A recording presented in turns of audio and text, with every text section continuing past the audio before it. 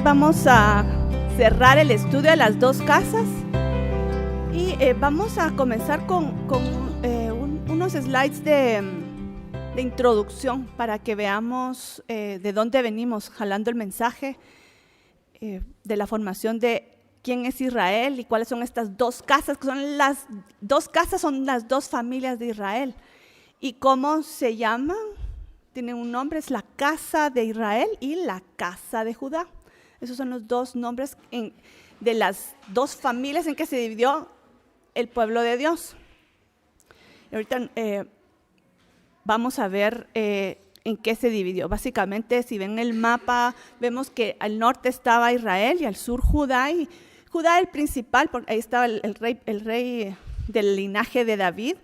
Y este se llamaba Reino de Judá. ¿Y quiénes conformaban esta casa? Las dos tribus, Judá, por supuesto, y Benjamín, que es donde está también Jerusalén. Pero también vimos que se les unió otra tribu, que esa tribu es la tribu de Leví, y la tribu de Leví está dispersada por todo el territorio, porque tenían ciudades levitas, 48 ciudades levitas en todo el territorio. Entonces ellos, básicamente como el norte entró en idolatría y ya no estaban sirviendo a Dios, entonces ellos tuvieron que decidir, bueno, pero aquí ya no tenemos nada que hacer, somos levitas, pues, ¿verdad? Entonces se fueron todos a Judá. Entonces, cuando ustedes piensen bueno, lo vamos a ver quiénes son el día de hoy, tiene mucho que ver con esto. Solo veamos quién es Israel y después les voy a decir quiénes son. Ahora, Israel, el norte, vimos que eran las 10 tribus restantes, Aser, Rubén, Neftalí, Manasés, todas las demás, ¿verdad? Son 10 tribus restantes. Y ¿cómo los podemos definir hoy? La tribu de la casa de Judá son los judíos. ¿De dónde vienen los judíos entonces? De 3 tribus: Judá, Benjamín y Leví. Ustedes han oído entre los judíos hay apellido Leví o apellido Cohen. Cohen quiere decir sacerdote en hebreo. Entonces ellos son del linaje de la tribu de Leví, pero que están incorporados entre la casa de Judá, y esos son los judíos. Pero ¿y dónde están los demás? Entonces vamos a recordar a dónde se fueron, solo en el siguiente slide, pero solo para resumirlo. Ellos fueron asimilados entre los gentiles, perdieron su identidad. Israel, las tribus del norte, la casa de Israel, fue llevado cautivo por los asirios. ¿Y qué pasó con ellos? Fueron conquistados, desarraigados, sacados de su raíz, su lugar de origen, dispersados y posteriormente asimilados. ¿Se recuerdan lo que vimos? Que ellos ya no tenían identidad porque habían caído en otras religiones, entonces, otra religión. Entonces ya no sabían quiénes eran y pasaron las generaciones y sus hijos y los hijos de los hijos ya no sabían quiénes eran. Si fueron a Egipto ya se volvieron egipcios, si fueron a Siria se volvieron asirios. Si fueron a Persia se convirtieron en persas. Ellos donde fueron se asimilaron. A Grecia fueron, pues griegos se volvieron. Ya perdieron su identidad. Sin embargo, vamos a ver, y eso lo comenzamos a ver desde la semana pasada, que Dios no les ha perdido la pista. O sea, nosotros tal vez sí, pero Dios no le ha perdido la pista y todavía hay un propósito con ellos. Eso es lo que vamos a rescatar todavía de más profecía que vamos a ver hoy. Ahora, ¿qué pasó con Judá? O sea, ¿qué pasó con la casa de Israel? Asimilados. Y por eso se les llama tribus perdidas.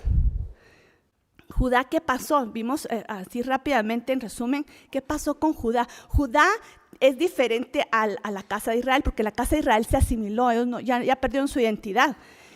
En cambio, Judá, qué bien, qué mal, ellos sí todavía mantuvieron su identidad. Ahí estaban los levitas, que en cierta forma influyeron en su identidad porque ellos conocían la Torá y les enseñaban, así piensa Dios, así se deben hacer las cosas. Entonces ellos, bien que mal, porque no vamos a decir que no pecaron y se alejaron de Dios, sí se alejaron algunos y todo, pero sí mantuvieron esa identidad, ellos no se perdieron. Y fueron también llevados a cautivos en el año 587, entre varios exilios, pero esta fue la final. Los babilonios llegaron a Jerusalén y destruyeron. Después de varios exilios, el de Daniel, el de Ezequiel, finalmente vino la destrucción final de Jerusalén y el templo. Y fueron llevados todos en lugar, a diferencia de los asirios, que fueron dispersados, estos fueron llevados así, en grupo. Todos los judíos fueron llevados a Babilonia. ¿Y qué pasó en Babilonia? Hicieron una colonia judía. Tenían sinagogas, sus carnicerías kosher, tenían sus rabinos y unos comerciantes, otros joyeros, de todo. Hicieron su vida allá, ¿verdad? Y eso es lo que vimos. Al año 70, como había profetizado Jeremías, como había sido dicho por Dios, regresaron a Jerusalén. Volvieron a reconstruir Jerusalén, volvieron a reconstruir el templo, todavía guardando su identidad, pero solo el 5% regresó. 70 años después del 587, regresaron a Jerusalén, edificaron, pero todavía después de esta conquista de los babilonios ya nunca fueron independientes, porque estaban, digamos, bajo la bota, bajo el dominio de los babilonios, regresaron bajo el dominio de los persas. Después los persas cayeron ante Alejandro Magno, entonces vinieron a estar bajo el dominio de los griegos y después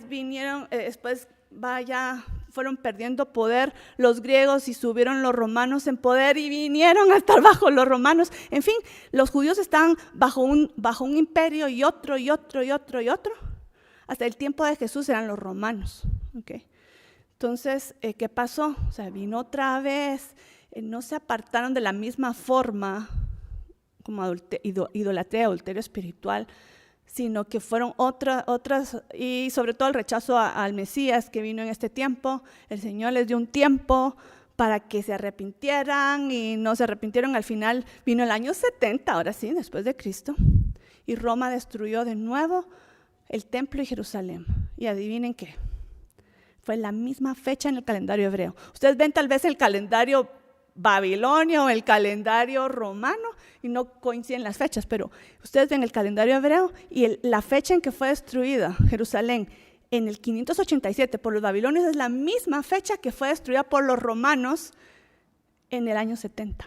Y este es el 9 de Av, 9 del mes quinto. Imagínense. O sea, dígame si Dios no está ahí, ahí está la mano, el sello de Dios, yo estoy en control. Entonces, ¿qué pasó con los judíos? Todavía mantienen su identidad. Y ahorita va a venir la época de los judíos que se le conoce como diáspora. 2000 años casi de diáspora. La diferencia con los de Israel, con la casa de Israel, es que los de Judá, en su mayoría, no vamos a decir todos, porque muchos sí se asimilaron, pero un buen grupo mantuvo su identidad, aún en Roma, aún en Grecia, aún donde fueron, a Babilonia, al norte de África, España, ¿okay? Donde iban, la mayoría guardaban, todavía leían la Torá, se reunían los Shabbats para estudiar la Torá, sabían quiénes eran, sabían que eran judíos y mantuvieron su identidad. Y es lo que les mencioné la semana pasada, antepasada, hay un refrán entre los judíos que dice, no tanto fue que los judíos guardaron el Shabbat, sino que el Shabbat guardó a los judíos. Porque el hecho de celebrar el Shabbat los diferencia de los demás pueblos. O sea, ¿qué pueblo ustedes conocen o cultura que guarden el día de reposo en el día de Shabbat, el sábado? ¿Quién? O sea, analizamos y no, ¿verdad? Entonces, el hecho de que ellos hagan guardar el Shabbat les guardó su identidad y los hizo diferentes y separados de todos los pueblos. Interesante, ¿verdad? Entonces, ¿qué pasó con Judá? Estaban en la diáspora, pero todavía muchos guardaban su identidad. Entonces, miren vamos a leer un versículo en Jeremías, y aquí vamos a leer mucha profecía, porque queremos ver qué dice la Biblia, qué dice Dios, de qué va a pasar con estas dos casas que están dispersas, ¿verdad? Hasta donde vamos en la historia. Entonces, miren lo que dice Jeremías 33. 23, dice, ¿no has echado de ver lo que habla este pueblo diciendo, 2 familias que Jehová escogiera ha desechado? Y han tenido en poco a mi pueblo hasta no tenerlo más por nación. O sea, ¿dónde está el pueblo? ¿Qué pasó con la casa de Israel? Dispersados, asimilados. ¿Qué pasó con la casa de Judá? En la diáspora. Entonces, cabal, Jeremías está profetizando lo que pasó. 2 familias del pueblo de Israel. ¿Será que los desechó? ¿Ya no van a ser más nación? Esa es la pregunta que todos se hacían, ¿verdad? Pero miren lo que sigue diciendo a continuación. Dice, haré volver sus cautivos y tendré de ellos misericordia. Esto es lo que dice el Señor. Sí se fueron, se apartaron, pero yo voy a tener de ellos misericordia y los voy a regresar. Regresaré a sus cautivos. Y vamos a ir a Jeremías 30. Y aquí es interesante. Y ustedes ya tienen claro qué es la casa de Judá y qué es la casa de Israel, ¿verdad? Pero sigue mencionando la casa de Israel y la casa de Judá, porque uno diría, entonces solo va a mencionar a Judá. No, menciona a las 2 familias. Y dice, porque aquí que vienen días, dice Jehová, en que haré volver a los cautivos de mi pueblo. ¿A quiénes? A Israel y a Judá. Pero Israel está asimilado. ¿Eso es un problema para Dios? Para nosotros tal vez sí, ¿va? Para Dios no es problema. Entonces dice, haré volver a los cautivos de mi pueblo, Israel y Judá, ha dicho Jehová. Y los traeré a la tierra que di a sus padres y la disfrutarán. ¡Oh, wow! Las 2 casas van a regresar. Y vemos las 2 casas que ya regresaron. Hay una casa que ya regresó, que ya comenzó a cumplirse esa profecía. Y los que ya regresaron son los que guardaron su identidad, son los que eran más identificables. Y esta casa se llama Judá. La de Judá ya regresó. Ya leímos este versículo, pero lo voy a volver a leer porque es tan hermoso. En Isaías 66 habla de este retorno, de este regreso de Judá. Y dice, dará luz la tierra en un día, nacerá una nación de una vez, pues en cuanto a Sión, estuvo de parto y dio a luz a sus hijos. Y estos saben, pues los que analizan la profecía saben que se está refiriendo al nacimiento en un día de la nación de Israel, que fue en 1948, 14 de mayo, que en ese día nació la nación de Israel. Y ahí los judíos ya tenían un estado moderno y le pusieron Israel. Y ahí están, ese es el estado judío. Y así le llaman, Estado judío. ¿Por qué? Porque es de la casa de Judá, okay, así es, ¿verdad? Aunque ellos se quedan con el nombre, ¿verdad? Pero es casi profecía, porque la profecía dice que va a venir también la casa de Israel. Ok, pero todavía no está, ¿verdad? Todavía no está. Entonces, ¿qué pasó con la casa de Israel? O sea, ¿será que va a regresar o simplemente los poquitísimos que se añadieron a la casa de Judá? Como esta Ana de la tribu de Aser que estaba ahí en el tiempo de Jesús, ¿será que solo esos van a estar como parte? Entonces veamos lo que dice y conforme vayamos avanzando en la lectura de las profecías va a quedar más claro qué es el plan de Dios. Eso es como casi un misterio, ¿verdad? Es fascinante. Y como están estas profecías regadas por toda la Biblia, uno está como que perdido y no entiende esto, pero ya que sabemos definir quién es Judá y quién es la casa de Israel, va a quedar mucho más claro. Entonces miren vamos a ir a Jeremías 31 y vamos a ver qué piensa Dios de la casa de Israel.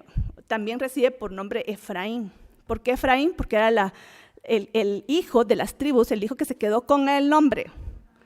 El primogénito, okay. Aunque era el más pequeño, ¿verdad? Pero él se quedó con la primogenitura y el nombre. Entonces, veamos qué dice Jeremías 31:6, dice, porque soy a Israel por padre. Eso es lo que Dios piensa de la casa de Israel. ¿Y dónde está la casa de Israel? Dispersados y asimilados, ok, pero él la considera su hijo, ¿verdad? Porque soy a Israel por padre y Efraín es mi primogénito. Y eso es cabalmente lo que Gaby mencionó la semana pasada al final del hijo pródigo. Yo de hecho casi te detengo, pero estabas tan inspirada y lo dijiste mucho mejor que lo pude haber dicho yo. como la figura de la parábola del hijo pródigo es casi la imagen es cabalmente la imagen de el hijo que se separó, que dejó su herencia y que fue a vivir su vida como quería. ¿Y qué él la hizo? La destrozó. El otro hijo se quedó, no guardó su espacio en la casa del padre, pero después de dar la vuelta va a regresar. Y este es el mensaje cabalmente, ese es el mensaje. Porque Dios no ha dejado de amar a Israel, aunque se dispersó, se olvidó de Dios, se dispersó y se asimiló. Dios no se ha olvidado de él y dice, ¿cómo lo ve? Israel, yo soy tu padre. Efraín es mi primogénito. No me he olvidado de él. Y miren lo que sigue diciendo. Dice, oíd palabra del Eterno, oh naciones. El que esparció a Israel lo reunirá y guardará como pastor a su rebaño. Okay, las ovejas se olvidaron del padre, pero el padre no se olvidó de sus ovejas y las va a ir a rescatar. Qué hermoso, ¿verdad? Esa figura es hermosísima. Dice en Jeremías 31, dice, en aquel tiempo yo seré el Dios de todas las familias de Israel. ¿Cuáles son las dos familias? Israel y Judá.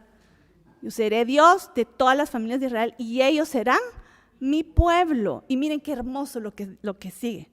Dice, desde lejos Jehová se le apareció diciendo, con amor eterno te he amado. Es que está escalofrío esa frase. Con amor eterno te he amado. Por eso te he atraído con misericordia. De nuevo te edificaré Israel. ¿Está perdido? No. El Señor va a edificar a Israel. ¿Cómo lo va a hacer? Ese es el gran misterio, ¿verdad? Pero lo va a hacer. Y sigamos leyendo, porque hay muchas. De hecho, tal vez ustedes digan, Ana, tantas profecías. Dejen el tintero muchas otras, de las que ya vimos y vamos a ver mucha palabra de esta restauración de Israel. Se van a sorprender cabal lo que me está diciendo. Ay, mira, en mi lectura del día de hoy se me saltó la casa de Israel cabal, así se nos va a saltar casa de Israel, casa de Judá, por todos lados. Miren lo que dice Isaías 11.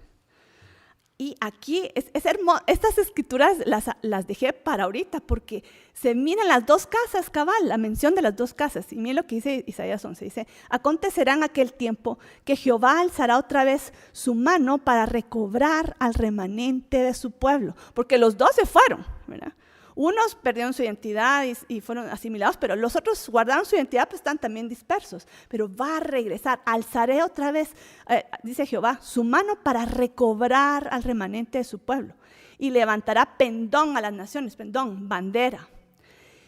Y juntará a los desterrados de Israel y reunirá a los esparcidos de Judá. ¿Ven la diferencia cómo los identifica? Desterrados, sin tierra, Israel sin tierra y sin identidad. Pero ¿cómo define a Judá? Judá estaban dispersados, esparcidos, pero aunque guardaban todavía su identidad. Pero a los dos se va a encargar Dios de recuperarlos y regresarlos. Dice, juntará a los desterrados de Israel, reunirá a los esparcidos de Judá de los 4 confines de la tierra, porque hasta ahí han llegado. Y sigue diciendo, miren cómo define a los dos. Dice, y se disipará la envidia de Efraín, y los enemigos de Judá serán destruidos. Dígame si no define exactamente la historia de cada uno de los pueblos. Efraín no tendrá envidia de Judá, ni Judá afligirá a Efraín. O sea que hay un conflicto de hermanos histórico, ¿verdad? Y resulta que Efraín ha tenido envidia de Judá. Que leamos los gentiles, aún los que gentiles que no creen en Dios, gentiles que creen en Dios, han tenido una envidia. Pero ¿por qué ellos son el pueblo escogido? ¿Por qué? ¿Por qué? Bueno, simplemente porque ellos guardaron su identidad y tú no sabes ni quién eres, ¿verdad? Exactamente, pero es una envidia que hay. O sea, dígame si no, pero ¿por qué a ellos les va bien? Y en la historia ha sido una repetición tras otra de que a los judíos les va bien porque saben quiénes son y conocen la palabra y saben como que el secreto de la vida, que es la Torah, como para que te vaya bien, dice ahí, para que te vaya bien a ti y a tus hijos. O no dice así en Deuteronomio, repetidas veces hasta, para que te vaya bien. Entonces ahí está el secreto de la vida, ellos lo conocen, ellos lo aplican, entonces les va bien. Entonces, ¿dónde van? Envidia. Entonces los matan para quitarles sus bienes. Y después otra vez los dejan ir prosperan, otra vez los persiguen para quitarles sus bienes. O sea, es un tremendo, ¿verdad? Entonces es una envidia histórica hacia Judá. ¿Y cuándo dijo esta profecía? Isaías, pero ni siquiera se habían dividido en 2 casas y Isaías lo está profetizando. Qué tremendo, ¿verdad? Pero esa ha sido la historia del pueblo. Entonces, la envidia, Efraín le tiene envidia a Judá, y eso va a ser disipado. Y después, los enemigos de Judá, ¿cuántos enemigos ha tenido Judá? Demasiados en la historia.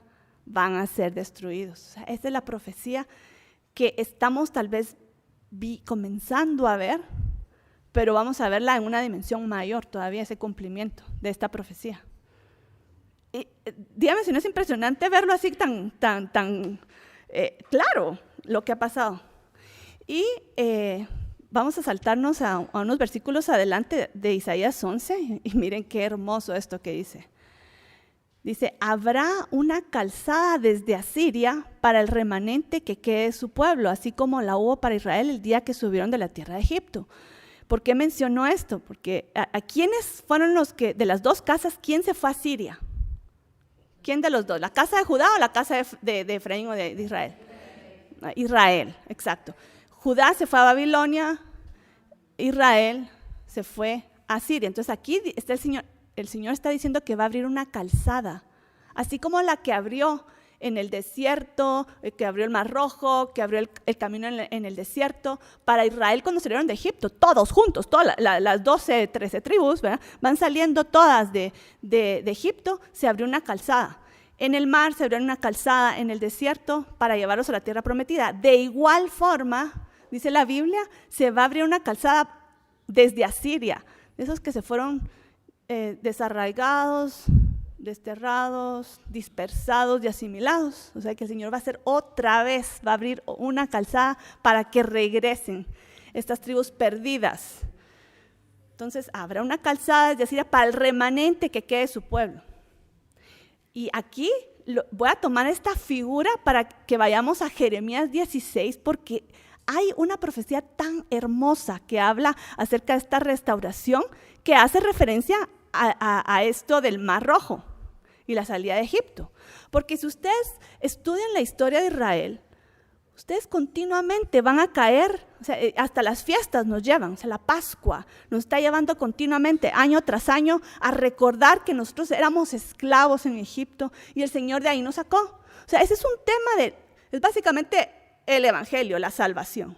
O sea, eras esclavo en Egipto y fuiste liberado y el Señor te llevó a la tierra prometida. Yo era esclavo del pecado, yo fui liberado y el Señor me llevó a una vida de salvación y redención. Okay. Ese es un tema recurrente, ¿verdad? No se nos va de la mente porque ese es el evangelio. Okay. Pero eso va conectado con la salida de Egipto. Entonces, si nosotros pensamos en un mensaje central en la Biblia, es la salida de Egipto. Entonces, pero miren lo que dice acá Jeremías, dice, he aquí vienen días, dice Jehová, en que no se dirá más, vive Jehová que hizo subir a los hijos de Israel de la tierra de Egipto. Ya no se va a decir eso. Aquí está diciendo, esto que es tan crucial, que es tan importante, esta salida de Egipto, ya ni siquiera va a ser noticia a comparación de lo que va a pasar. ¿Y qué va a pasar, pues? ¿Verdad? Queremos saber. Miren el siguiente versículo. Dice, si no vive Jehová, que hizo subir a los hijos de Israel de la tierra del norte y de todas las tierras donde los había arrojado, y los volveré a su tierra, la cual di a sus padres. Esa va a ser la noticia de los últimos tiempos. Esa es la mega noticia de lo otro. Es como, ya no es ni noticia. La salida de los hijos de Israel, pero ¿quiénes son? Las tribus perdidas, pero ¿quiénes son? No sabemos, pero va a ser tan noticia que esto va a tomar el lugar de. Eso lo dice en Jeremías 16 y también en unos capítulos anteriores. Pero imagínense lo importante que es esta restauración de Israel y esta traída de los israelitas a su tierra. Va a ser milagroso. Primero, la identificación de quiénes son, cómo va a ser, van a regresar. Eso dejémoselo a Dios, ¿verdad? Pero miren lo que sigue diciendo a continuación, y esto es fascinante. Seguimos en Jeremías 16, o sea, ya no se va a decir, vive Jehová que sacó a los israelitas de Egipto, sino que vive Jehová que sacó a los hijos de Israel que estaban dispersados y perdidos y los trae de nuevo a su tierra, porque va a ser tan noticia, tan importante la noticia. Los volveré a su tierra, la cual di a sus padres. Pero miren cómo lo va a hacer. En los siguientes versículos habla de dos formas en que va a traer a los, es impresionante, a su pueblo. Dice, y he aquí, yo envío a muchos pescadores, dice Jehová, y los pescarán. Que Él les trae a mentes, los pescadores, de aquí yo los hago pescadores de hombres. Ese es el mensaje que el Señor, que Jesús les dijo a sus discípulos. Los hago pescadores de hombres. Y hay algo con la pesca. Que en la mecánica de la pesca es que ustedes lanzan el anzuelo y quien pesca, pesca, ¿verdad? Quien cacha, cacha, quien no cacha, no cacha. Es un asunto casi voluntario, ¿verdad? Es quien es atraído y quien come, ¿verdad? Quien come, ¿verdad? Esa es la primera parte, pero miren lo que dice después. Dice, y después enviaré muchos cazadores y los cazarán por todo monte y por todo collado y por las cavernas de los peñascos. Aquí ya la cosa ya no es tan voluntaria. Aquí ya es agresiva y una persecución. Entonces, ¿de qué estamos hablando? Del retorno de los hijos de Israel a la tierra. Al principio va a ser, quieren venir, vengan, miren qué bonito, ¿verdad? Atracción, vengan, pescar. Después, caza, persecución. Y miren, eso se ha repetido a lo largo de la historia, por las buenas y por las no buenas, ¿verdad? Por no decir malas, ¿verdad? Así ha sido. Siempre hay una advertencia, una atracción y después viene la persecución. Y díganme si el pueblo de Dios no ha recibido persecución. Lo más identificable es los judíos, ¿verdad? Entonces es tremendo esto, ¿verdad? Es tremendo esto, pero esto es en torno al segundo éxodo. O sea, el segundo éxodo lo llamo porque es el segundo retorno a la tierra.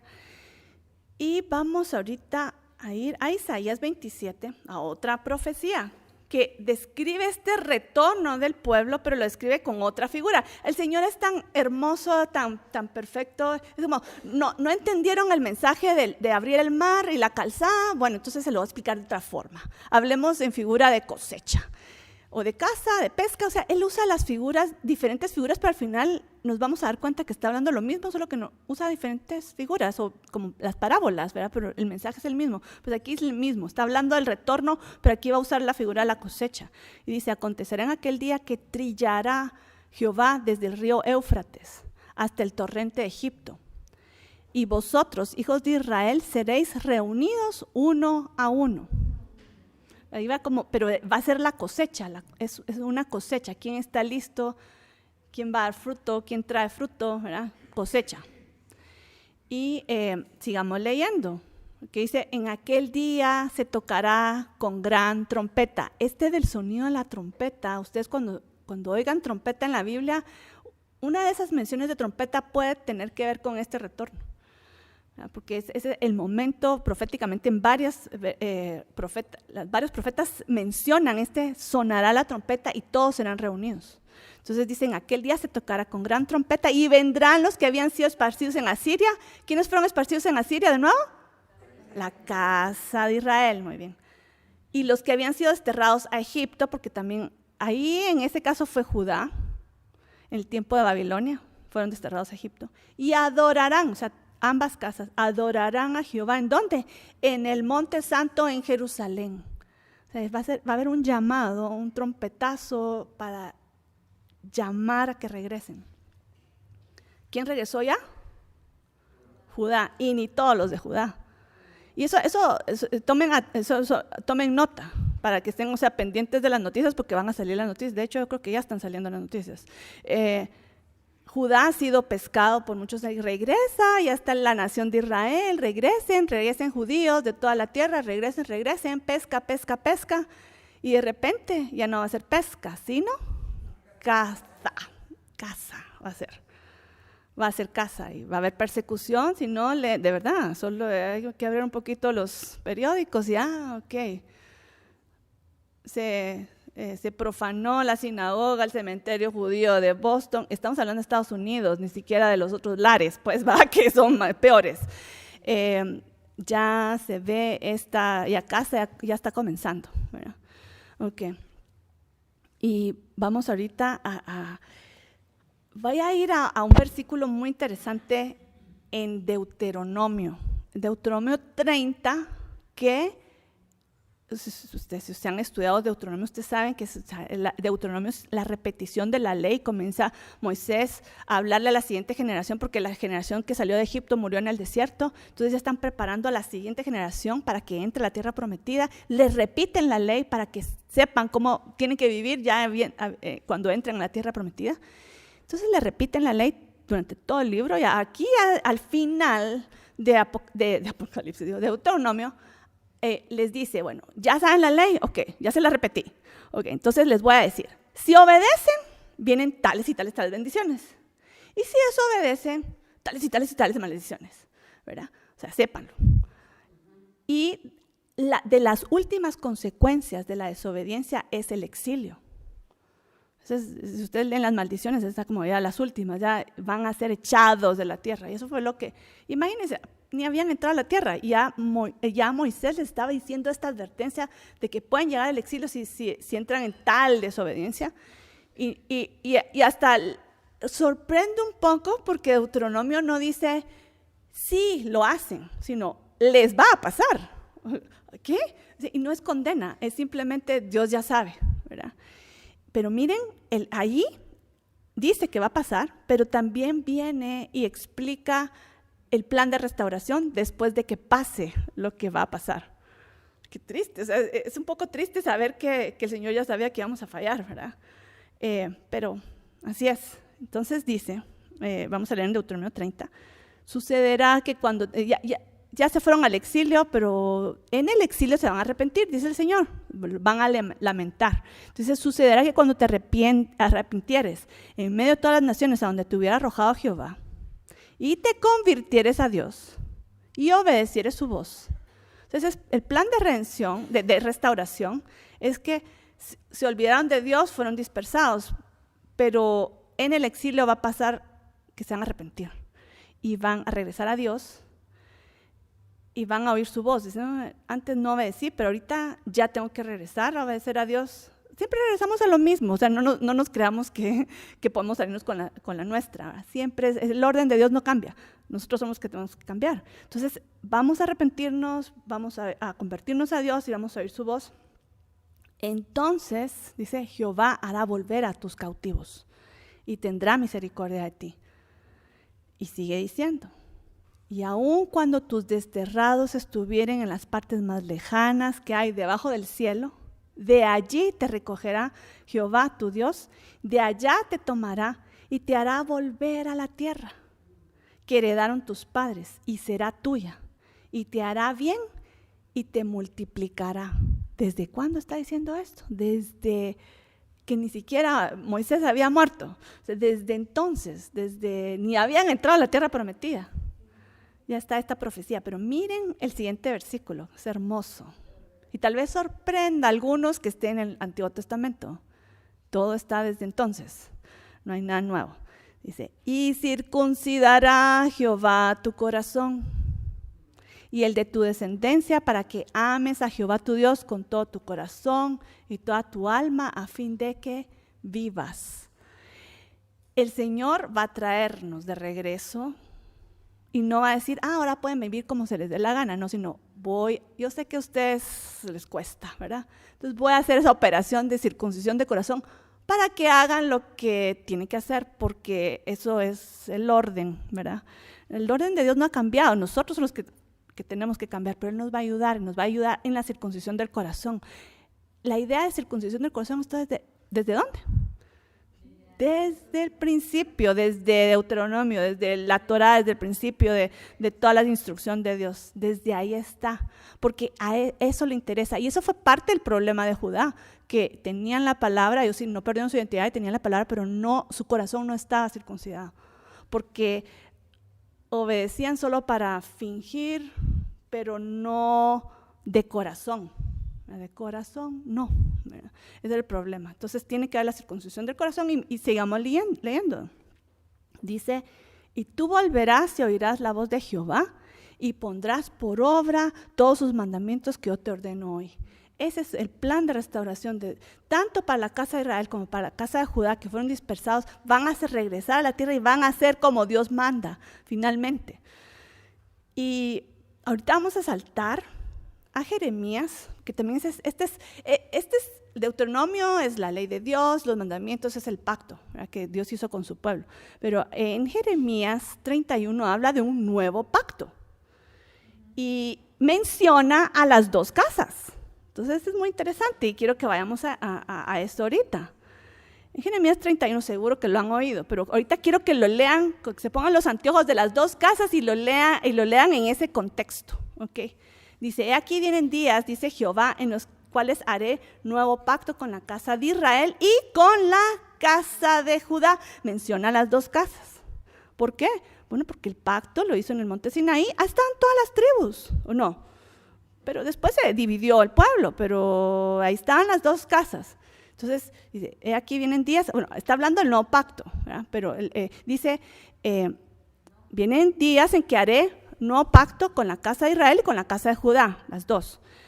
No como el pacto que hice con sus padres el día que tomé su mano para sacarlos de la tierra de Egipto, porque ellos invalidaron mi pacto, aunque yo fui un marido para ellos, dice Jehová. O sea, en el monte Sinaí se hizo un pacto de tú eres mi Dios, yo seré tu pueblo. Es un compromiso que la Biblia se compara a un matrimonio.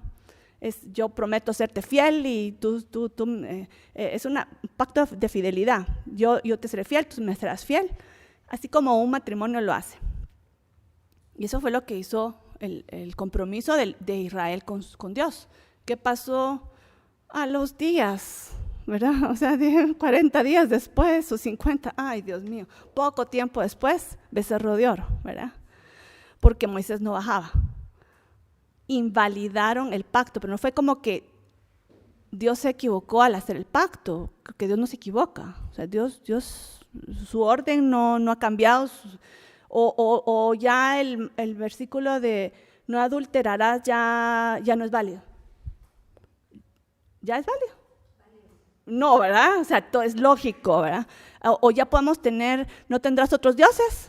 No, o sea, la ley sigue, o sea, el orden de Dios sigue, pero el pueblo ha fallado, el pueblo fue infiel. Entonces, aquí es lo que está diciendo, o sea, yo había hecho un pacto en el monte Sinaí, el pueblo falló, invalidaron mi pacto. Entonces, ¿qué pasó? Se rompió este pacto. Pero aquí el Señor está diciendo a través de Jeremías, voy a hacer un nuevo pacto. Ahora queremos saber en qué consiste este nuevo pacto, ¿verdad? Ahora, ¿con quién va a ser este nuevo pacto? Aquí lo dice, con la casa de Israel y con la casa de Judá. Ok, ahora veamos los siguientes versículos, que este es clave.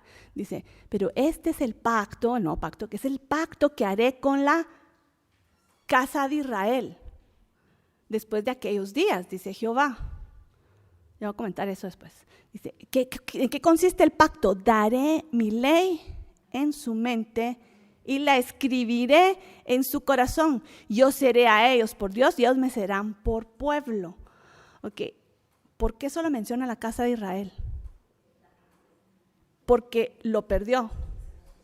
Porque la casa de Israel se desvinculó de este pacto. Ahora la casa de Judá, mal que bien, todavía la tienen, ¿verdad? Todavía saben cuál es el pacto. Ahora, ¿en qué consiste entonces el nuevo pacto? El nuevo pacto consiste en que antes la ley estaba escrita en piedra y ahora va a estar escrita aquí adentro. Así, si viene adentro para afuera, nos es fácil hacerlo. Entonces Dios sabe. El orden, el problema en que ustedes es que estaba afuera. Ustedes tienen que ponerla adentro. O sea, yo la voy a escribir. ¿Cambió la ley aquí? ¿Cambió la ley? No, la ley no cambió. lo que cambió es el lugar donde está escrito. Antes está escrito en piedra, ahora está escrito en el corazón, para que nos sea más fácil hacerlo. Entonces, eso consiste el nuevo pacto, y aquí le está hablando a la casa de Judá y a la casa de Israel. A la casa de Israel es la que ni siquiera lo tenía, Judá por lo menos lo tenía, o sea, en papel, pero lo tenía, y Israel no lo tenía. Entonces, vamos a escribir en sus corazones, ¿para qué? Para que lo cumplan, para que lo guarden, para que lo pongan en práctica. Tremendo, ¿verdad? Verlo en este nuevo pacto con los lentes de las dos casas es muy interesante. Y vamos ahora a hacer un retroceso y vamos a regresar para poder entender lo que les voy a hablar a continuación. Quiero que regresemos a una profecía que dio Jacob a sus hijos cuando estaba bendiciendo a Efraín y a Manasés, los estaba adoptando. Básicamente fue profecía, o sea, fue una bendición, pero fue profecía. Y estaba, ¿se recuerdan el caso de las manos cruzadas, que Jacob estaba y que José se molestó porque dijo, ay, no, padre, estás cruzando las manos, el primogénito estaba acá, ¿verdad? Era Manasés, y aquí Efraín el chiquitito, pero tú estás cruzando las manos, estás confundiendo, y tal vez ya hasta había perdido la vista. Sí, perdí la vista, pero no el Espíritu de Dios, ¿va? Entonces, aquí el Señor me está diciendo que haga con las manos cruzadas, porque el que va a recibir la primogenitura es Efraín, ¿verdad? Entonces dice, Manasés, no te preocupes, José, Manasés, tu primero, también llegará a ser un pueblo, una tribu, ¿verdad? Y él también llegará a ser grande. Sin embargo, su hermano menor, Efraín, será más grande que él y su descendencia llegará a ser multitud de naciones. O sea, una nación, multitud de naciones. Y en hebreo se lee Meloja Goim, y Goim le suena. Es el nombre que también en la Biblia se usa para gentiles. Y eso se puede decir, o sea, se puede traducir de otra forma. Plenitud de los gentiles. Ese es Efraín, plenitud de los gentiles. Ya le está sonando, ¿verdad? Ya le está sonando. Ok, ya me recuerdo a dónde vamos. Ok, Romanos 11, ¿verdad? Romanos 11, Pablo lo menciona. Pablo menciona esta plenitud de los gentiles. ¿Y qué está hablando Pablo de la plenitud de los gentiles? Vamos a leer Romanos 11, 25. Nos vamos a saltar hasta el final de Romanos 11, pero después vamos a regresar al principio. Pero miren esto, aquí está diciendo Pablo, es que este es un misterio. Y él, de verdad, él después de reconocer a Jesús y comenzar, el Señor, Pablo recibió mucha revelación profética de cosas que él leía en el Antiguo Testamento y le hicieron clic y lo conectó con profecía. Entonces dijo, este es un misterio, esto es un misterio. Y dice, vamos a leer, Romanos 11, 25, dice, porque no quiero que ignoréis este misterio, para que no seáis sabios en vuestra propia opinión, que a Israel le ha acontecido un endurecimiento parcial hasta que haya entrado la plenitud de los gentiles. ¿Qué les parece? Interesante, ¿verdad? Ok, ahora vamos a tener que regresar a qué dice antes Pablo, porque aquí estamos en el versículo 25 de Romanos 11, ¿verdad? ¿Qué se está refiriendo? Y aquí Pablo...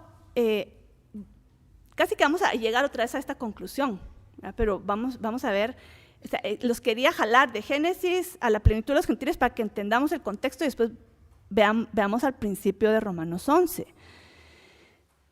Aquí en el tiempo de Pablo había un drama, pues una duda, porque aquí Pablo se identifica, aquí dice, de qué tribu es. Dice, yo soy israelita de la descendencia de Abraham, de la tribu de Benjamín. Si vemos las dos casas, ¿a qué de las dos casas se unió Benjamín? A Judá, ¿ok? Está Judá, Benjamín y Leví, ¿ok? Entonces, Pablo era judío. ¿Judío de la tribu de Judá? No, judío de la tribu de Benjamín, pero era judío, era de la casa de Judá, de la línea de Benjamín, ¿estamos? ¿Verdad? Entonces él se identifica, yo soy judío, yo soy de la tribu de Benjamín, de la tribu de Judá, judío de la tribu de Judá, de la casa de Judá, no de la tribu, sino que la casa de Judá. Ok, pero él ya había reconocido a Jesús y algunos judíos habían aceptado a Jesús, muchos no, y estaba esto de que, y él comenzó a ministrar mucho a los gentiles, y ahí él ya se dio cuenta cuál es el plan de Dios. Él se le vino esto de Efraín y la plenitud de los gentiles, o sea, él tuvo una gran revelación por estar ministrando a los gentiles y cómo vio que el Señor está abriendo paso, o sea, abriendo en su pueblo. Los judíos no, unos que otros sí recibían a Jesús y los otros, a granel. ¿Pero qué está pasando? O sea, a él le costó aceptar eso y hasta se puso triste y lo expresa él. ¿Cuánto yo daría para que mi pueblo no recibiera? ¿Verdad? Pero él se dio cuenta de esta mecánica de que el evangelio se está viendo por otro lado, ¿verdad? Pero entonces él comenzó a preguntarse, entonces, ¿qué? ¿Ya Judá ya no? ¿Sí? ¿Va a ser destruido el templo? O sea, ¿qué está pasando? ¿Verdad? Y él comenzó, por estar meditando y viendo la profecía, comenzó a recibir revelación de qué es lo que estaba pasando. Y aquí dice, comienza hablando en Romanos 11, dice, ¿ha desechado Dios a su pueblo? Y aquí está hablando de los judíos, ¿verdad? Pero él dice, no, en ninguna manera, ¿verdad? Porque yo también soy israelita de la descendencia de Abraham, de la tribu de Benjamín. No ha desechado Dios a su pueblo, al cual desde antes conoció.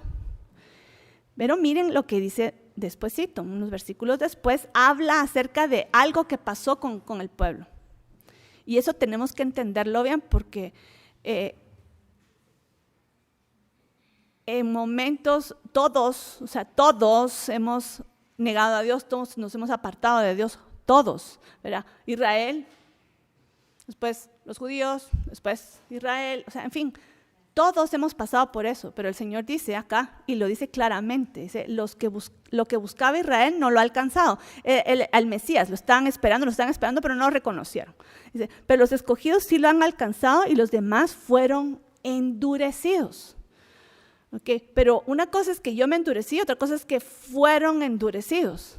Y esa es parte de lo que está explicando Pablo acá en Romanos. Dice, como está escrito, Dios les dio espíritu de estupor, ojos con que no ven y oídos con que no oigan.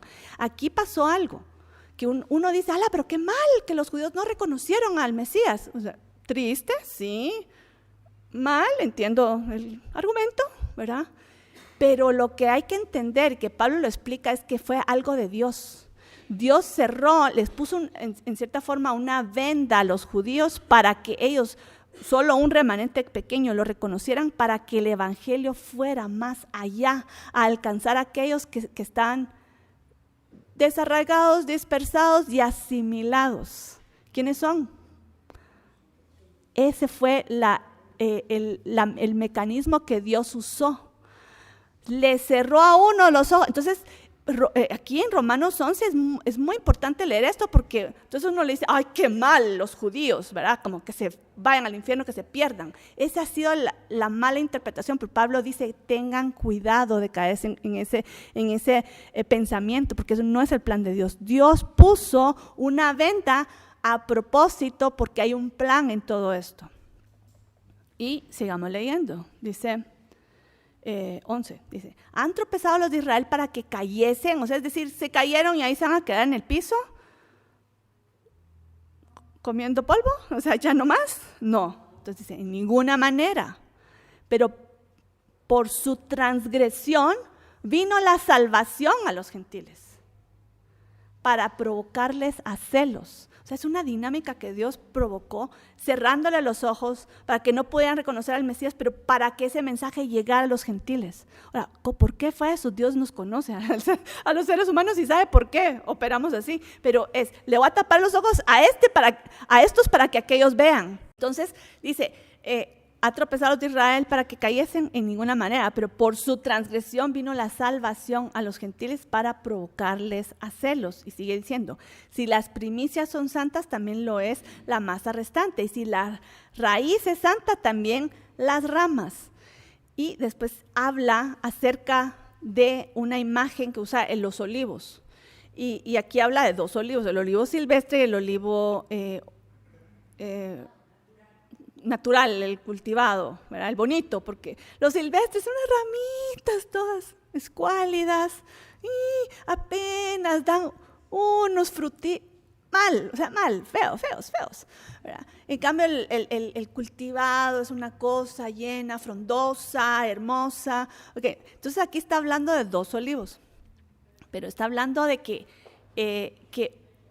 unas ramas que estaban, el olivo silvestre, todo feo, sin fruto, va a ser cortado unas ramas y va a ser injertado en el olivo original, el olivo bonito, el frondoso. Pero Pablo habla que eso es en contra de la naturaleza. Mira, aquí en este Romanos 11 me podría dedicar a una clase entera. Pero solo voy a tratar de rescatar lo principal, pero hay mucha riqueza acá.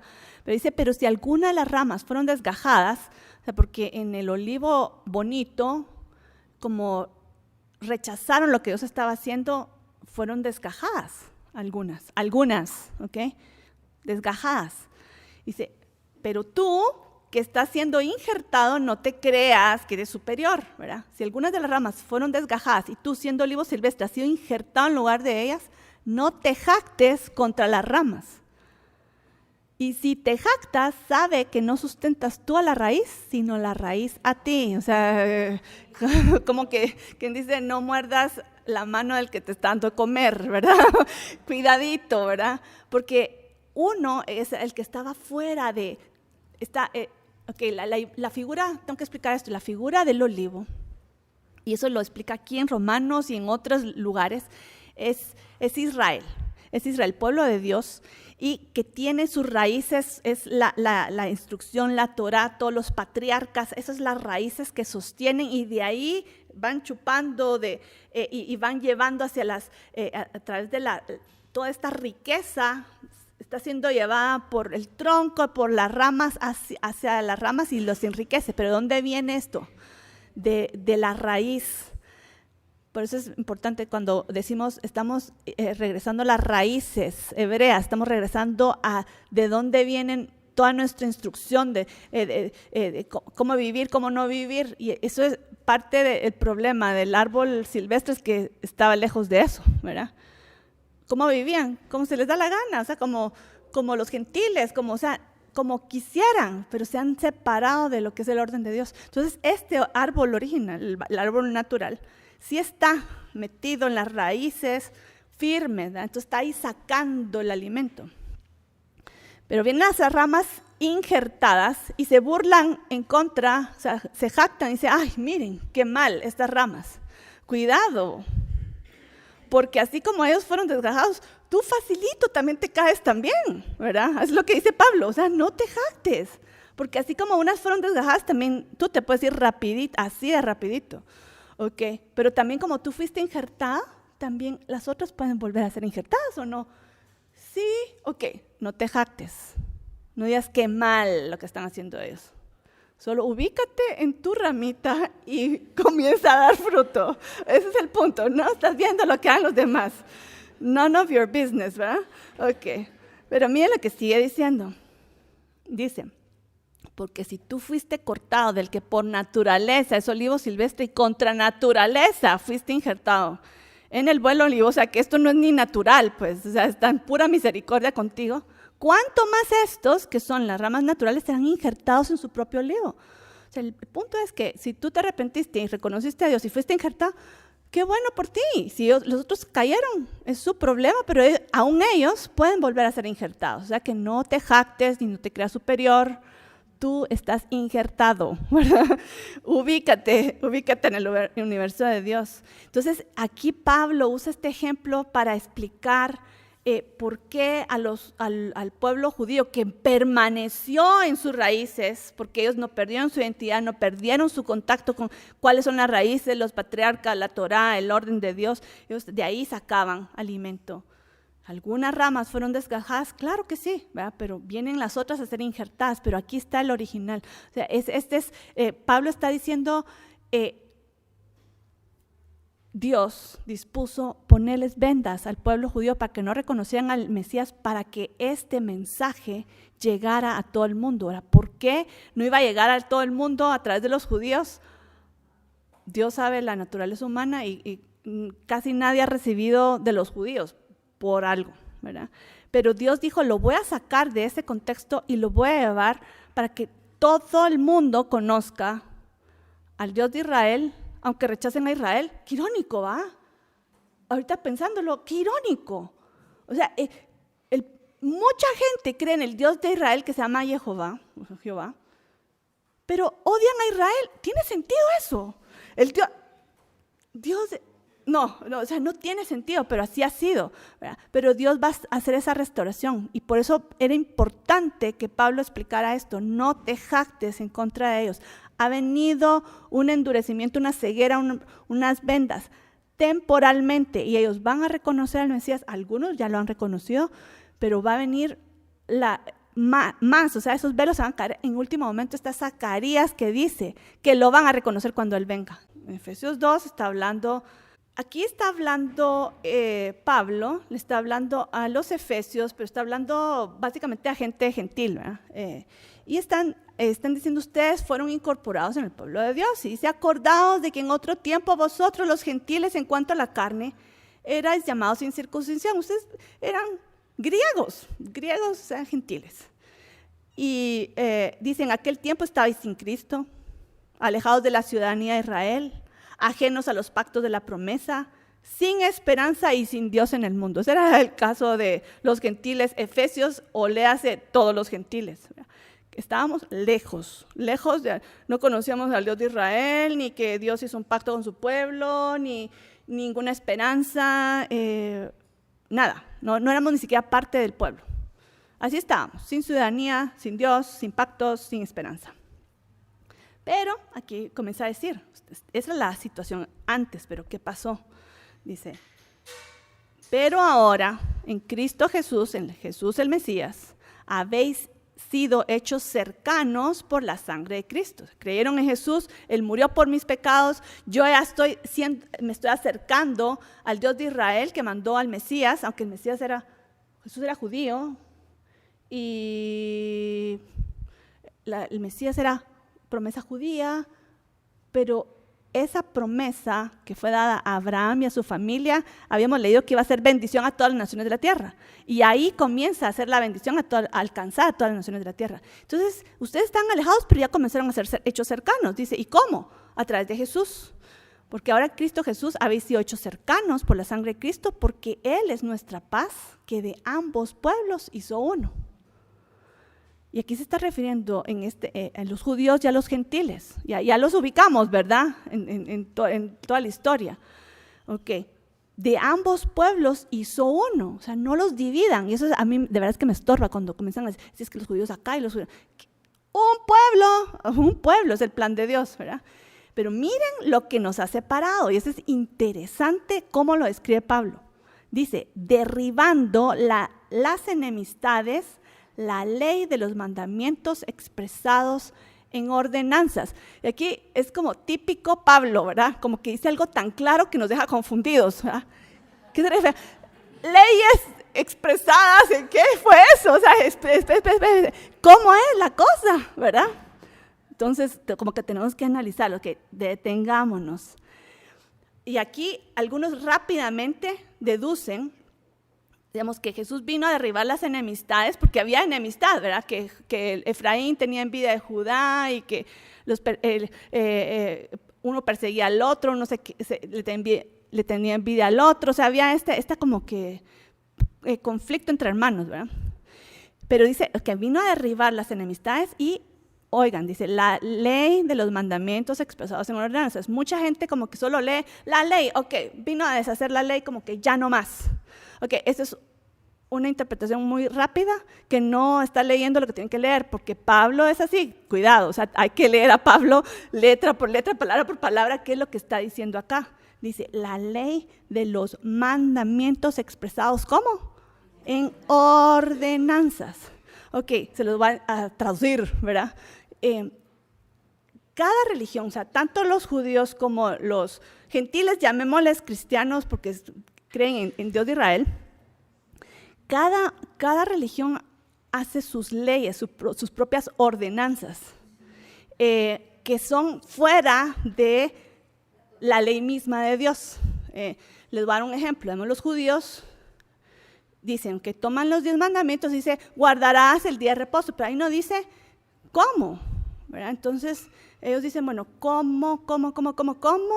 Entonces comienzan a decir, bueno, es que otra mención del día de reposo está a la par de la descripción de cómo se hacía el tabernáculo. Entonces los rabinos han deducido que entonces no se puede coser, no se puede cargar, no se puede. Entonces ya hicieron unas leyes extras a la ley de Dios, ¿ok?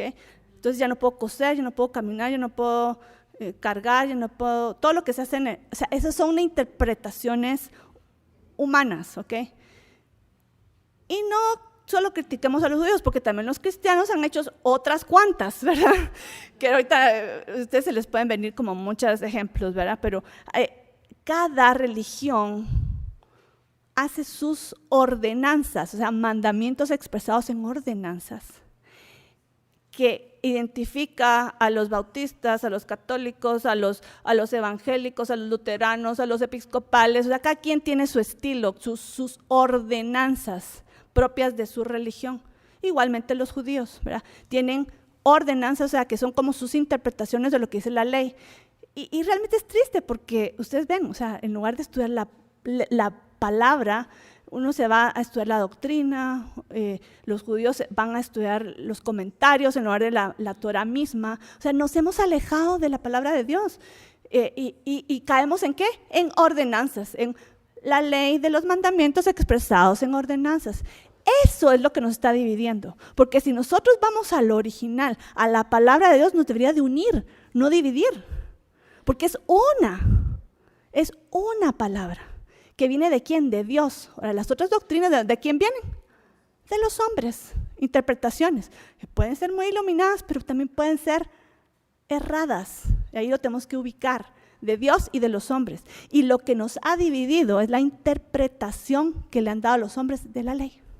Entonces Jesús vino a quitar esos estorbos, esas interpretaciones, esas doctrinas de hombres. De hecho, en el tiempo de Jesús, ese era el conflicto que Jesús tenía con los fariseos, porque uno diría, ay, si se van a llevar bien, porque Jesús amaba la ley, la obedecía y la guardaba, eso es lo que enseñaba. Entonces, ¿por qué se llevaba mal con los fariseos? Porque ellos tenían interpretaciones de que no toques esto sin las manos, doble mano lavada, sin... ¿Qué? ¿Pero de dónde salió eso? ¿De la Torá? No, de las interpretaciones acerca de la ley, que fueron añadiéndose, exacto, mandamientos expresados en ordenanzas humanas. Entonces, ¿qué vino Jesús a derribar? Eso que nos estaba separando a uno del otro. Quitamos eso, queda la Biblia misma. Estamos en una, ahí está, no hay por qué estar divididos. Ya estamos en una, y por eso es que, bueno, no sé si lo añadí aquí, pero ¿se recuerdan el último versículo que vimos de Jeremías? De que cada quien, que Judá y Israel volverán su vista hacia Sión. Porque cada quien estaba viendo en su dirección y van a volver su vista a Dios, se van a unir a Dios y ok, ya, todos juntos, ya, felices, unidos, ¿verdad? Eso es lo que nos separaba. Pero sí, sigamos leyendo, porque sigue aquí Pablo diciendo, pero ¿por qué va derribando? Jesús va a venir a derribar esas paredes que nos separaban. Dice, para crear en sí mismo de los dos un solo y nuevo hombre, haciendo la paz mediante la cruz, reconciliar con Dios a ambos en un solo cuerpo, matando en ella las enemistades. Y todavía sigue diciendo, dice, y vino y anunció las buenas nuevas de paz a vosotros que estabais lejos y a los que estaban cerca. O sea, los dos, uno estaba cerca y otro estaba lejos, ¿verdad? Y las buenas nuevas llegaron a todos, a los que estaban lejos y a los que estaban cerca, porque por medio de él, de Jesús, los unos y los otros tenemos entrada por un mismo espíritu al Padre. A través de Jesús es que vamos a llegar al Padre. Pero no te jactes de que ahorita tú ya recibiste la iluminación, de que ya reconociste, porque todavía nos falta mucho a nosotros, ¿verdad? pero vamos a través de Jesús a llegar al Padre. Y en Zacarías, no lo puse lastimosamente, ahorita me recordé, está una profecía que habla que ya va a ser, ya viniendo Jesús en su segunda venida, es cuando va a ser revelado así abiertamente y masivamente Jesús a su pueblo. O sea, y eso no es cuenta que hay judíos que ya han reconocido a Jesús como su Mesías. Ya está pasando, eso ya está pasando, gloria a Dios, qué bendición. Pero así masivamente va a ser hasta el final. En Zacarías dice, cuando Jesús venga, que van a estar en crisis, ya se va a acabar aquí el pueblo de Dios y viene Jesús a salvar en último momento, ¿verdad? Y dice, y lo verán como el Hijo unigénito y llorarán. Así, imagínense ese momento, va a ser, ay, pero tú eras de verdad, ¿verdad? Pero ¿por qué? Solo va a hacer este paréntesis. ¿Por qué el pueblo judío ha rechazado tanto a Jesús? O sea, históricamente, los fariseos por su religiosidad, bla, bla, bla, bla. O sea, eso es un factor, pero mucho de ahora, el día de hoy, mucha culpa la tienen el mismo pueblo cristiano que ha perseguido y ha matado a los judíos en el nombre de Jesús.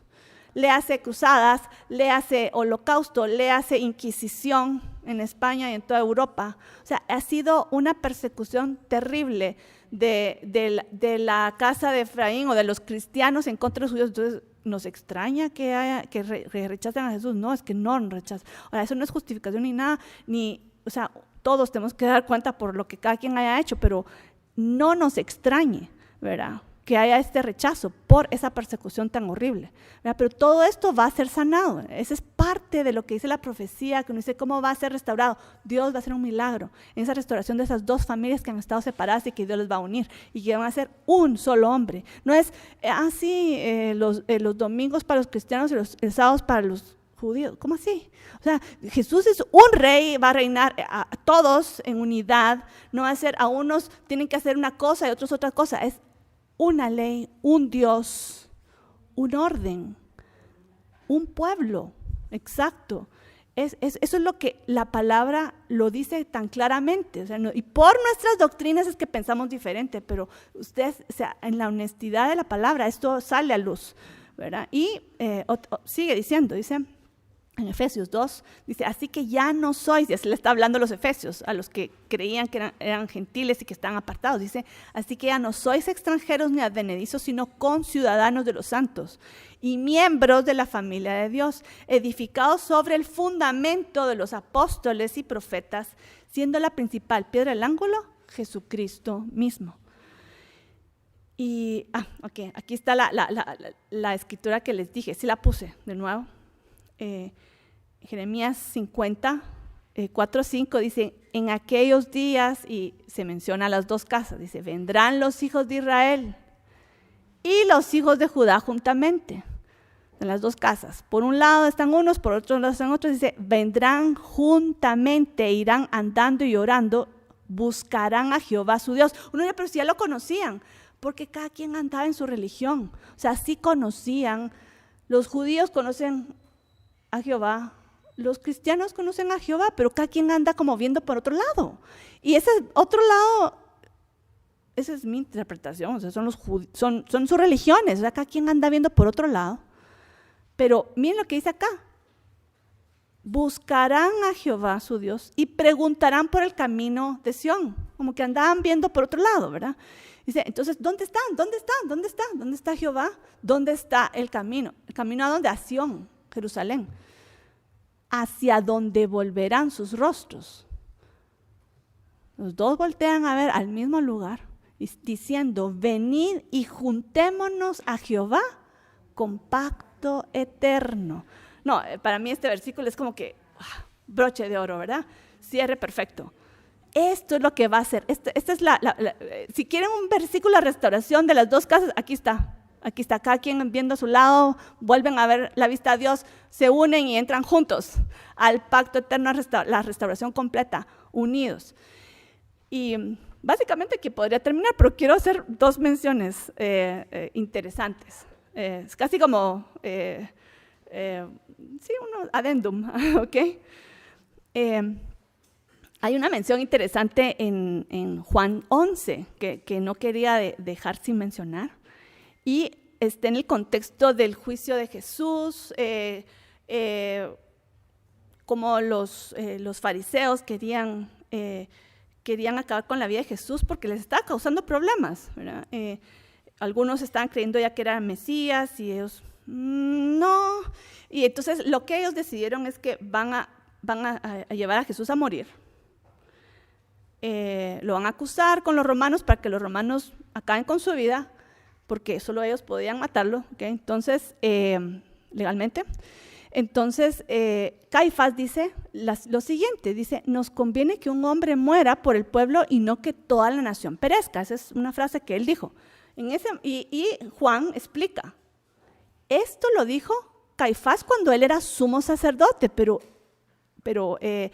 Juan dijo, ¿saben qué? O sea, qué terrible lo que está diciendo aquí Caifás, pero oigamos las palabras proféticas que este hombre está diciendo, porque él era sumo sacerdote y malo o bueno, no es para nosotros juzgar, ¿verdad? Malo o bueno, él es autoridad y hay poder en eso. Y Juan lo reconoció y dijo, este hombre, yo sé que sus intenciones eran malas y todos naturalmente sabemos, pero ¿saben qué? Él profetizó algo con estas palabras, diciendo, nos conviene que un hombre muera por el pueblo y no que toda la nación perezca. Pero miren lo que explica después Juan. Profetizó con esas palabras, dice Juan, profetizó que Jesús había de morir por la nación, y no solamente por la nación, sino también para congregar en uno a los hijos de Dios que estaban dispersos. No se habían dado cuenta tal vez de eso, ¿verdad? Eso lo dijo Juan, lo está explicando Juan. Está diciendo, ¿saben qué? Lo que aquí está profetizando, no solo que está salvando a la casa de Judá, esta nación, está profetizando que va a congregar a los hijos de Dios que estaban dispersos. Él lo conectó. ¿Y quiénes son estos hijos de Dios que estaban dispersos? La casa de Israel. Entonces, esa revelación es más antigua que lo antiguo, ¿verdad? Eso que hasta ahorita lo estoy entendiendo, ¿verdad?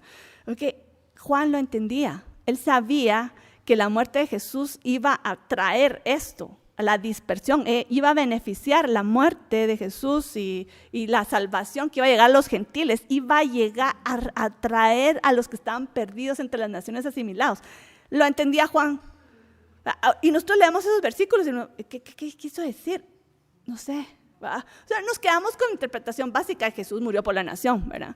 Pero hay más que eso, ellos están recibiendo más revelación. Ok, y otro adendum, ok, interesante para que lo consideren antes de que cerremos la clase. Seguramente ustedes han oído, en Apocalipsis 7 está hablando de los 144,000 sellados, ¿verdad? Y ahí habla de las tribus de Israel, ¿verdad? Ahorita ya lo vamos a ver con diferentes ojos, ¿verdad? Porque ya sabemos que los judíos son de, ¿cuántas tribus? 3, ok, ¿y las demás qué? Entonces, ¿verdad? Y solo les voy a dar el contexto de Apocalipsis 7, porque aquí ya pasaron los sellos, y aquí falta, o sea, ahorita van a comenzar a venir las trompetas, o sea, ya pasaron los sellos, el hambre, la persecución, los mártires, y otros sellos, ok, crisis económica, etcétera. Pero ese es el principio de todo, son los dolores de parto, después vienen las trompetas y vienen cosas fuertísimas. Pero aquí, antes de que suene la primera trompeta, dice, deténganse, y le dice a los ángeles, pongan a 4 ángeles deteniendo los vientos antes de que vengan las plagas de las trompetas, ¿ok? Porque antes de que eso pase, tienen que ser selladas unas personas. ¿Y para qué van a ser selladas? Dice, no hagáis daño ni a la tierra, ni al mar, ni a los árboles, hasta que hayamos puesto un sello en la frente a los siervos de nuestro Dios. Porque los que tengan ese sello no van a sufrir de estas plagas. Uy, importante, ¿verdad?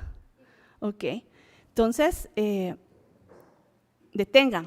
Okay. Pero entonces, ¿quiénes son estos sellados? Que no quiere decir que van a ser raptados y llevados. No, van a ser sellados y las plagas no le van a hacer daño. O sea, cuando vengan las langostas que atormentan a la gente, esas langostas no los van a tocar a ellos. Cuando vengan, ¿qué más viene? La montaña con el mar, un tercio de la población se muere, no los van a tocar a ellos. O sea, no es que no van a estar, pero no los van a tocar. ¿Ok? ¿Y quiénes son esos que van a ser sellados? Queremos saber, ¿verdad? Entonces dice, y oí el número de los que fueron sellados, 144,000 sellados de todas las tribus de los hijos de Israel. Entonces vinieron y los ángeles pusieron el sello. ¿Y cuántas personas? 144,000. Son poquitos, ¿verdad? O sea, y uno dice, no, figuradamente. La Biblia dice 144,000. Y yo sospecho seriamente que es 144,000, ¿verdad? Dice 12,000 de la tribu de José, 12,000 de la, ahí sí menciona la tribu de José, 12,000 de la tribu de Dan, Dan no está. Eso es algo interesante, porque salen 12 tribus, o un dato interesante, hablando de 12, ¿verdad? Si salen 12 tribus, pero 12,000 por 12 son 144,000. Y la otra, ok, exactamente, este es el problemita, no hay tribu de Dan, o sea que en la tribu de Dan ni uno se va a salvar. Ok, atención, aquí no estoy diciendo que va a ser salvo y va a ser perdido, que se van a salvar de esta tribulación. Y yo lo veo así de simple. Cuando, yo me recuerdo, cuando estaba en la universidad y este es un ejemplo burdo, pero para que se entienda. O sea, viene una prueba, ¿verdad? Viene el examen ya vimos esta sección y estos capítulos, entonces viene el catedrático y dice, el lunes prueba. Ok, entonces todos estudian, ¿verdad? Y se presentan a la prueba y de repente, ok, siéntense, ok, aquí está el examen, tú y tú pueden irse. ¿Cómo así? ¿Va? Exonerados, porque ya sé que tú ya sabes, así que chao, ¿tú lo sabes? Sí. Te cedo el privilegio de no tener que pasar la prueba, porque yo ya sé que tú lo sabes. Entonces, váyase, ¿verdad? Ok, feliz, ¿verdad? Uno se sale exonerado, ok. Eso es básicamente. Tú no necesitas pasar por esa prueba porque ya lo sabes. No necesitas esa prueba. Y eso va a pasar con los 144,000. Ya ellos son personas que se han sometido a santidad, o sea, en las buenas llevan una vida de santidad, ya no necesitan pasar por la prueba. En cambio los otros sí necesitan algo que aprender, o sea, necesitan purificar algo, ¿verdad? Quemar paja, heno, hojarasca, cositas que no queríamos sacar. Entonces necesitamos pasar por la prueba, por el fueguito que va a quemar la escoria. Se entiende bien así, ¿verdad? Ok, entonces quienes se sometan voluntariamente a quemar su paja, su hojarasca voluntariamente, no tienen que pasar por el fuego. Los demás, sí, pero va a ser para bien, ¿ok? Así es de simple. Entonces, 144,000, hasta mucho suena, ¿verdad? Ok, ¿verdad? Pero así es. Y se los menciono porque, okay, no es como que quería tocar este tema, pero aunque es bueno, pero es porque menciona a 12,000 de cada tribu. Entonces, todos dicen, estos son los judíos. No, 3 tribus son de judíos.